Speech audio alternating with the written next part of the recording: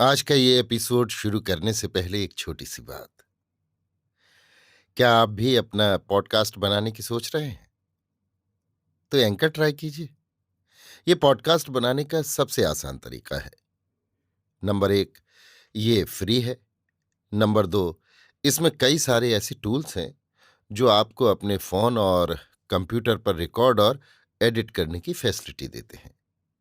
Number तीन, आप अपने पॉडकास्ट को डिस्ट्रीब्यूट भी कर सकते हैं, जिससे इसे स्पॉटिफाई और दूसरे प्लेटफॉर्म पर सुना जा सके।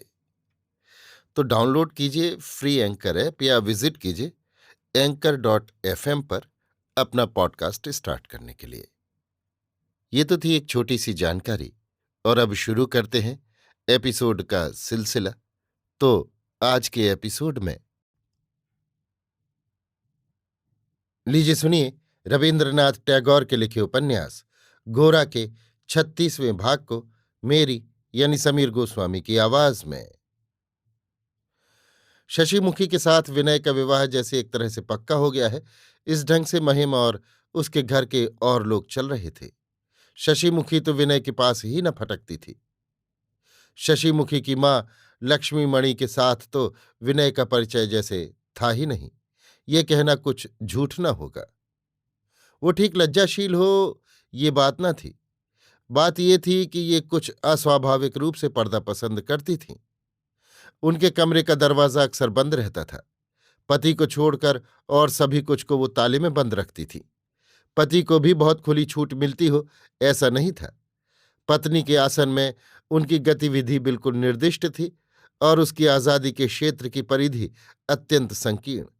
सब कुछ को इस तरह बांध घेर कर रखने की उनकी प्रवृत्ति के कारण शशिमुखी की माँ लक्ष्मीमणि का संसार संपूर्णतया उनके वश में था। बाहर के व्यक्ति का भीतर आना अथवा भीतर से व्यक्ति का बाहर जाना एक सा कठिन था। यहां तक कि लक्ष्मीमणि के महल में गोरा की भी गति नहीं थी। इस राज्य की व्यवस्था में किसी तरह की कोई दुविधा नहीं थी, क्योंकि यहाँ कानून बनाने वाली भी लक्ष्मीमणि थी और निचली अदालत से लेकर ऊंची अदालत तक भी लक्ष्मीमणि ही। एग्जीक्यूटिव और जुडिशियल का भेद तो नहीं ही था, लेजिस्लेटिव भी उसी के साथ मिला हुआ था।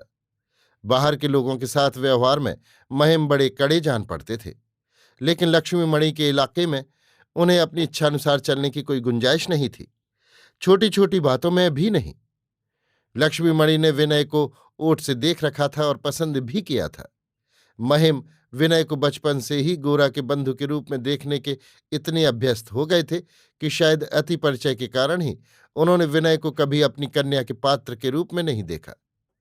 लक्ष्मीमणि ने जब उनकी दृष्टि विनय की ओर आकृष्ट की, तब सैधर्मिणी की बुद्धि के प्रति उनकी श्रद्धा बढ़ गई।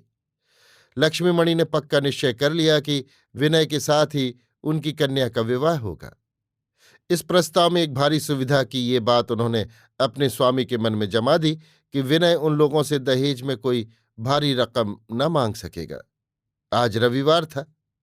पत्नी ने महिम की साप्ताहिक दिवानिद्रा पूरी न होने दी। विनय बंकिम बाबू के नवप्रकाशित बंग दर्शन का नया अंक लेकर आनंदमयी को सुना रहा था कि हाथ में पान का डिब्बा लिए हुए वहां पहुंचकर महिम धीरे धीरे तख्तपोश पर बैठ गए। पहले तो उन्होंने विनय को एक पान देकर गोरा की उच्छृंखलता और नासमझी पर विरक्ति प्रकट की। इसके बाद उसके छूटने में और कितने दिन बाकी हैं, ये गिनते गिनते मानो बिल्कुल अचानक उनको ध्यान आ गया कि अगहन का महीना तो लगभग आधा बीत गया। वो बोले, विनय, तुमने जो कहा था कि तुम्हारे वंश में अगहन के महीने में विवाह होने का निषेध है, सो ये तो किसी काम की बात नहीं है। एक तो पोथी पत्रा में निषेध के सिवा कोई बात ही नहीं है।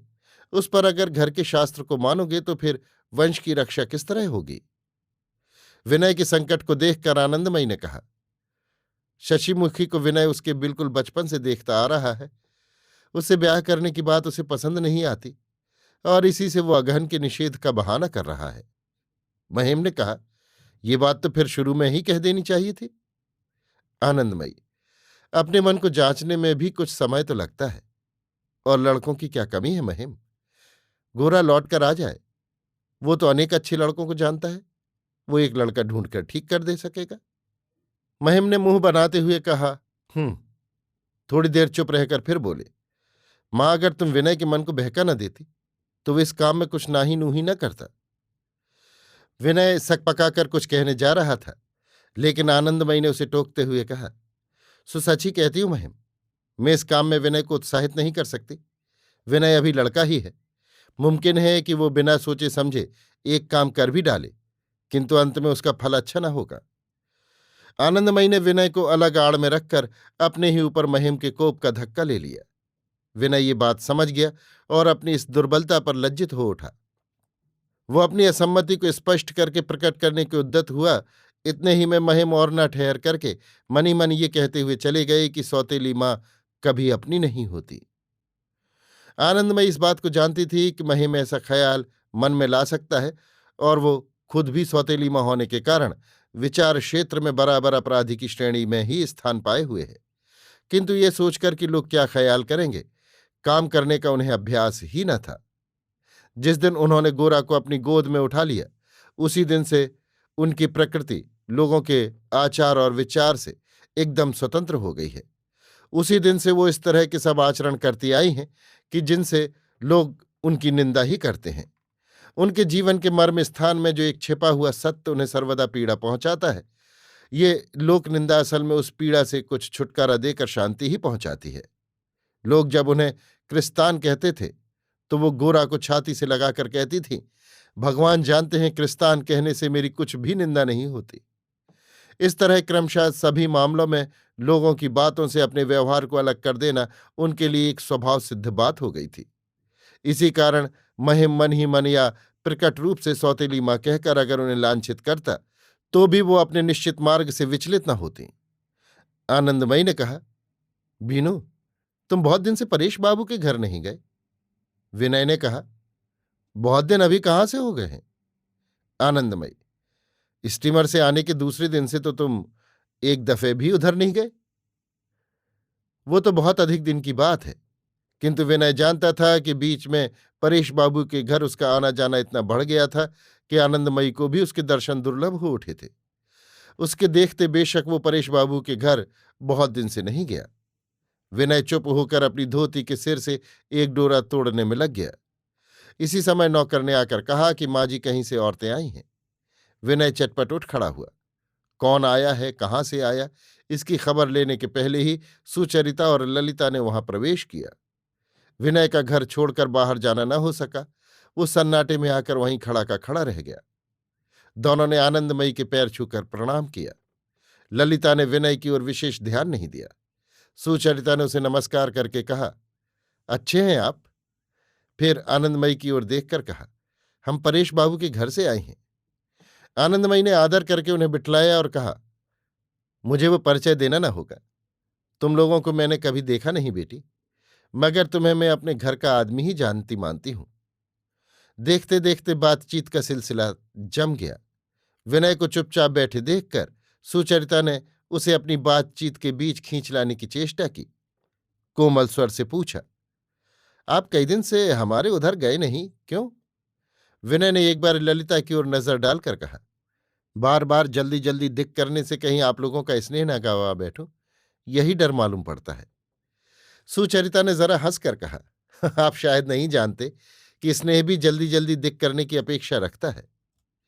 आनंदमयी ने कहा, सो दिख करना तो ये खूब जानता है बेटी, तुम लोगों से क्या कहूं, दिन भर इसकी फरमाइश और जिद को पूरा करते करते मेरे नाक में दम हो जाता है, जरा भी फुर्सत नहीं मिलती।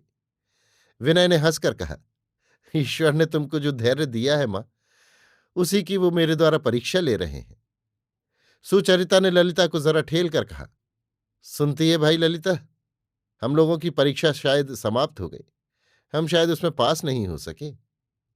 ललिता को इस बातचीत में कुछ भी शामिल होते न देख हंसकर आनंदमयी ने कहा, अब हमारा विनय अपने धैर्य की परीक्षा ले रहा है। तुम्हें उसने किस दृष्टि से देखा है सो तो तुम जानती नहीं हो। शाम को तुम लोगों की चर्चा के सिवा और कुछ बात ही नहीं करता, और परेश बाबू की बात उठने पर तो वो जैसे एकदम गल जाता है। आनंदमयी ने ललिता के मुख की ओर देखा। वो खूब जोर करके आंखें उठाए तो रही, लेकिन वृथा अकारण लाल हो उठी। आनंदमयी ने कहा, तुम्हारे बाबूजी के लिए तो उसने कितने ही लोगों से झगड़ा किया, उसके दल के लोगों ने तो उसे ब्रह्म समाजी कहकर जाति चित करने की ठान रखी है। विनु, इस तरह स्थिर उठने से काम नहीं चलेगा बेटा। सच बात कहती हूं, इसमें लज्जा करने का तो कोई कारण मैं नहीं देखती। क्या ना बेटी? अब की ललिता के मुख की ओर देखते ही उसकी आंखें नीची हो गईं। सुचरिता ने कहा, विनय बाबू जो हमें अपना आदमी ही मानते हैं, ये हम खूब जानते हैं, किंतु वो हम लोगों के ही गुण से नहीं, वो उनकी अपनी क्षमता है। आनंदमयी ने कहा, सो तो मैं ठीक कह नहीं सकती बेटी। विनय को तो मैं तब से देख रही हूं जब वो इतना सा था। अब तक उसके मित्रों में एक मेरा गोरा ही था। यहां तक कि मैंने देखा है, इन लोगों के अपने दल के जो आदमी हैं उनके साथ भी विनय हिलमिल नहीं सकता। लेकिन तुम लोगों के साथ उसके 2 दिन के अलाप परिचय से ही ऐसा हो गया है कि हम लोग भी अब उसका पता नहीं पाते। सोचा था इसके लिए तुम लोगों के साथ झगड़ा करूंगी, किंतु इस समय देख रही हूं मुझे भी विनय के दल में भर्ती होना पड़ेगा। ये कहकर आनंदमयी ने एक बार ललिता को और एक बार सुचरिता की ठुड्डी उंगली से छूकर उसे चूम लिया। सुचरिता ने विनय की दुर्दशा देखकर सहृदय होकर कहा, विनय बाबू, बाबूजी भी आए हैं। वो बाहर कृष्णदयाल बाबू से बातें कर रहे हैं। सुनकर विनय चटपट बाहर चल दिया। तब गोरा और विनय की असाधारण मित्रता के प्रसंग को लेकर आनंदमयी बातचीत करने लगीं। दोनों श्रोता इस विषय को मन लगाकर सुन रहे हैं, ये उन्हें अच्छी तरह मालूम हो गया। आनंदमयी अपने जीवन में इन्हीं दोनों लड़कों को अपने मातृ स्नेह का परिपूर्ण अर्ध देकर पूजा करती आ रही हैं। संसार में इनकी अपेक्षा बड़ा उनका और कोई नहीं। उनके मुख से उनके इन दोनों गोद के देवताओं की कहानी स्नेह रस से ऐसी मधुर, ऐसी उज्ज्वल हो उठी कि सुचरिता और ललिता दोनों अतृप्त हृदय से उसे सुनने लगी। गोरा और विनय के प्रति उनकी श्रद्धा न हो, ये बात न थी, किंतु आनंदमयी सरीखी माता के ऐसे गहरे स्नेह के द्वारा उनके साथ जैसे और भी अधिक, और भी विशेष, और भी नवीन करके परिचय हुआ। आनंदमयी के साथ आज परिचय होने के बाद पूर्वोक्त मजिस्ट्रेट के ऊपर ललिता का क्रोध जैसे और भी बढ़ गया। ललिता के मुख से मजिस्ट्रेट के लिए जोश से भरे तीव्र वचन सुनकर आनंदमयी हंसी। उन्होंने कहा, बेटी, गोरा के आज जेल खाने में होने से होने वाला दुख मेरे हृदय को कैसा व्यथित कर रहा है, सो वो अंतर्यामी ही जानते हैं। लेकिन तो भी मैं उस मजिस्ट्रेट के ऊपर क्रोध नहीं कर सकी। मैं तो गोरा को जानती हूं। वो जिस काम को अच्छा समझता है उसके आगे आईन कानून कुछ भी नहीं मानता।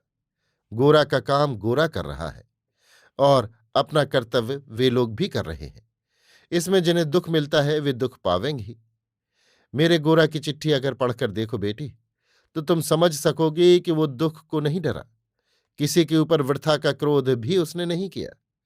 जिस काम से जो फल होता है वो सब निश्चय जानकर ही वो काम करता है।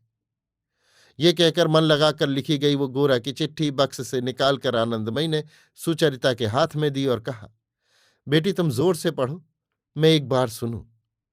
गोरा की वो अद्भुत चिट्ठी पढ़ी जा चुकने के बाद तीनों जनी कुछ देर तक गुमसुम होकर बैठी रहीं। आनंदमयी ने आंचल से आंसू पहुंचे। उन आंसुओं में केवल मात्र हृदय की व्यथा ही नहीं थी, उसमें आनंद और गौरव भी मिला हुआ था। ललिता विस्मित होकर आनंदमयी के मुख की ओर ताक रही थी। ललिता के मन में ब्राह्म परिवार संस्कार खूब दृढ़ था। जिन स्त्रियों ने आधुनिक रीत से शिक्षा नहीं पाई और जिन स्त्रियों को वो पुरानी चाल की हिंदुओं के घर की जानती थी, उनके ऊपर उसे श्रद्धा नहीं थी। लड़कपन में बरदा सुंदरी उससे जिस अपराध के प्रति लक्ष्य करके कहती थी कि हिंदुओं के घर की औरतें भी ऐसा काम नहीं करती, उस अपराध के लिए ललिता बार बार कुछ विशेष करके ही सिर नीचा कर लेती थी। आज आनंदमयी के मुख से कुछ बातें सुनकर उसके अंतःकरण ने बार बार विस्मय का अनुभव किया। उसके मन के भीतर आज एक भारी हलचल मची हुई थी। इसी से उसने विनय के मुख की ओर नजर नहीं की, उसके साथ एक बात भी नहीं की, किंतु आनंदमयी की स्नेह करुणा और शांति से मंडित मुख की ओर देखकर उसके हृदय में जो विद्रोह का ताप था वो जैसे ठंडा हो गया। चारों ओर के सब लोगों के साथ उसका संबंध जो हो आया। ललिता ने आनंदमयी से कहा, गोरा बाबू ने इतनी शक्ति कहाँ से पाई है, ये आज आपको देखकर मेरी समझ में आ गया। आनंदमयी ने कहा, ठीक नहीं समझी। मेरा गोरा अगर साधारण लड़कों की तरह होता तो मैं कहाँ से बल पाती बेटी। तब क्या मैं उसके दुख को इस तरह सह सकती? ललिता का मन आज क्यों इतना विकल हो उठा था, इसका थोड़ा सा इतिहास कहने की आवश्यकता है। इधर कई दिन से सवेरे बिस्तर से उठते ही ललिता के मन में पहला ख्याल ये आया है कि आज विनय बाबू नहीं आवेंगे। फिर भी दिन भर उसके मन ने एक घड़ी के लिए भी विनय के आने की प्रतीक्षा करना नहीं छोड़ा। दम दम भर पर उसने केवल यही सोचा है कि विनय शायद आया है। वो शायद ऊपर न आकर नीचे की बैठक में परेश बाबू के साथ बातचीत कर रहा है। इसी कारण दिन भर में कितनी बार वो अकारण ही इधर से उधर घूमती फिरी है, इसका कुछ ठिकाना नहीं। अंत को दिन जब समाप्त हो जाता है, रात को जब वो बिस्तर पर सोने को जाती है, तब वो सोच कर भी कुछ ठीक नहीं कर पाती कि वो अपने इस अशांत मन को लेकर क्या करेगी, अपने मन को किस तरह समझावे बहलावेगी। हृदय जैसे फटने लगता है, रुलाई आती है, साथ ही क्रोध भी आता है। किस पर क्रोध आता है ये समझना उसके लिए भी कठिन है। क्रोध शायद अपने ही ऊपर होता है। केवल बार बार यही ख्याल आता है कि ये क्या हुआ, मैं किस तरह अपने को समझाऊंगी। किसी और कोई राह नहीं देख पड़ती। इस तरह कितने दिन चलेगा। ललिता जानती है कि विनय हिंदू है, उसके साथ किसी तरह उसका ब्याह नहीं हो सकता। फिर भी अपने हृदय को किसी तरह काबू में ना ला सकने के कारण लज्जा और भय से उसकी जान जैसे सूख गई है। ये उसने समझ लिया है कि विनय का हृदय उससे विमुख नहीं है।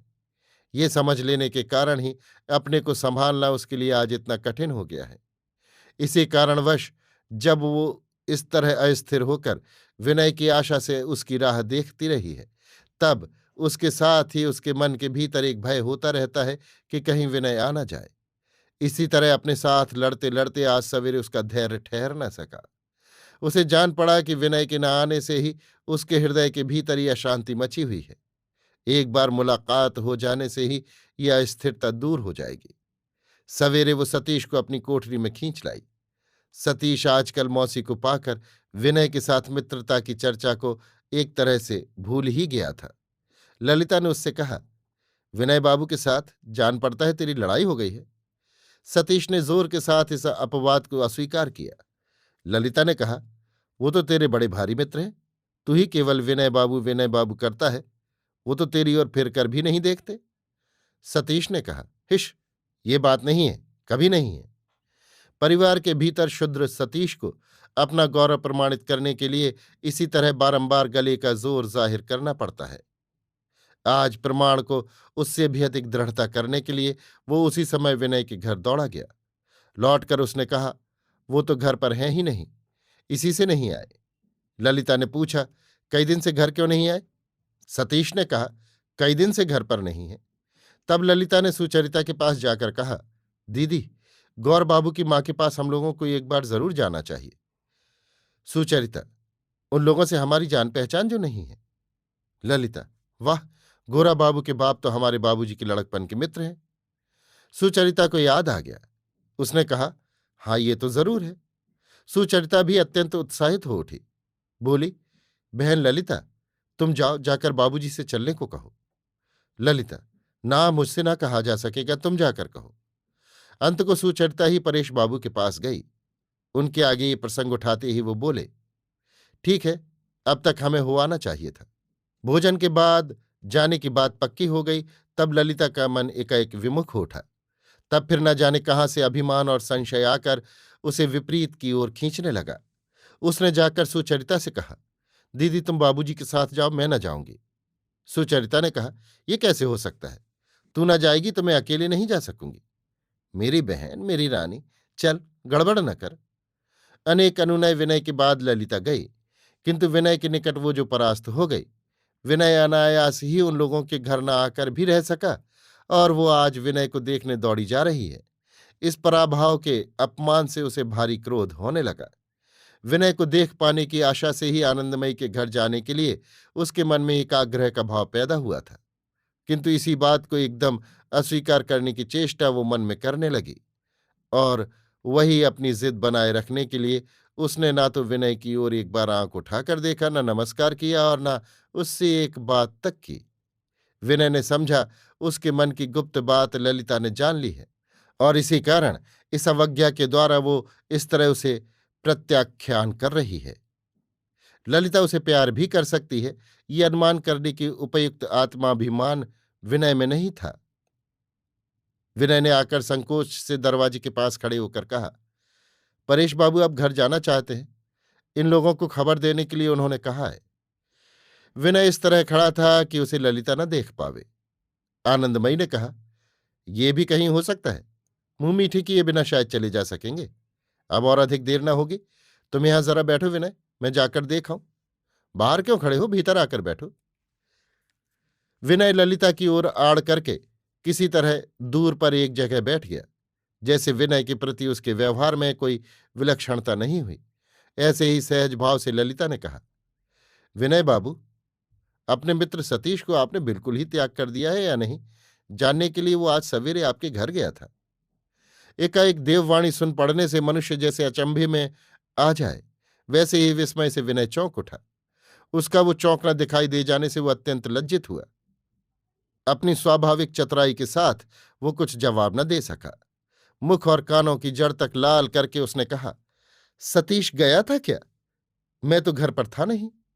ललिता के इस साधारण बात कहने से ही विनय के मन में एक अपरिमित आनंद उत्पन्न हुआ। ललिता नाराज नहीं है। ललिता के मन में उसकी ओर से कोई संदेह नहीं है। देखते देखते सब बाधा दूर हो गई।